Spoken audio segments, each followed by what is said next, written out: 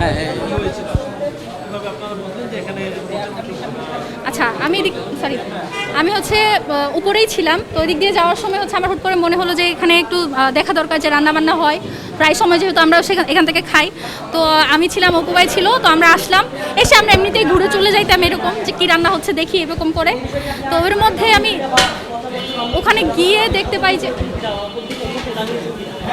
আমরা দেখতে পাই যে মাংসটার একটু কালার চেঞ্জ হয়ে গেছে। তো কালার চেঞ্জ হওয়ার পর আমি তাদের কাছে জিজ্ঞেস করি যে মাংসটা এরকম কেন, তখন তারা বলে যে ফ্রিজে রাখার কারণে। জিজ্ঞেস করলাম রান্না হবে কিনা, তারা বলেছে যে রান্না হবে।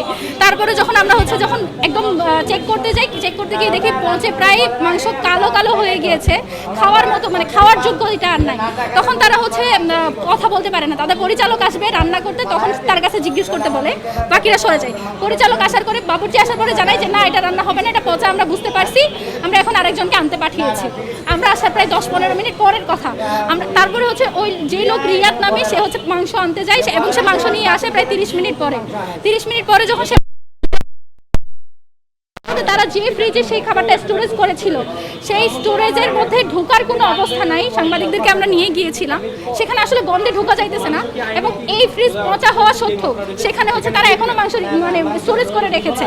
এবং এই যে মাংসটা তারা ফেলে দেয়নি, যেখানে তারা রান্না বান্না করবে, রান্নার উপকরণ যেখানে রাখা সেখানে রেখেছে। এবং সবচেয়ে বড় কথা, তারা অস্বীকার করে যে মাংস রান্না হবে। কিন্তু আমরা দেখতে পেয়েছি মাংস কষানো মশলা কষানো অল্প শেষ পর্যায়ে আমরা এখানে আসি, তারা দিয়ে দিবে এই মুমেন্টে। যদি মাংস আনতে পাঠায়ও থাকে, কেউ তো আর 50 মিনিট আগে থেকে মশলা কষানো শুরু করে না। এইটুকু মশলা কষানো অল্প শেষের পথে আমরা আসার পর তারা মাংস আনতে পাঠাই, 40 মিনিট পরে মাংস নিয়ে আসে। তো এই মাংস যে কিনেছে সেটার যে ভাউচার, সেটা আমরা দেখতে চেয়েছি, সেটাও তারা দেখাতে পারেনি। এই মাংস কখন কেনা হয়েছে, একবার বলা হয়েছে সকালবেলা, একবার বলা হয়েছে রাত্রিবেলা, আবার বলা হয়েছে আরও আগে স্টোরেজ করা ছিল। তো এটার মধ্যে আসলে কোনো কিছুরই কোনো মিল নাই। বিশ্ববিদ্যালয়ের প্রশাসন এখানে ভর্তুকি দেয়, সেই ভর্তুকির টাকায় যে জিনিস কেনা হচ্ছে সেটার কোনো তদারকি করা হয় না।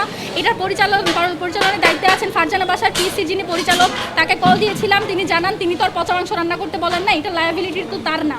কিন্তু এখানে সব কিছু তদারকির দায়িত্ব তার ছিল। এখানে শিক্ষার্থীরা এখানে খাবার খায়, সেই খাবারের মান যাচাই করার দায়িত্ব তার ছিল, সে সেটা পালন করে নাই।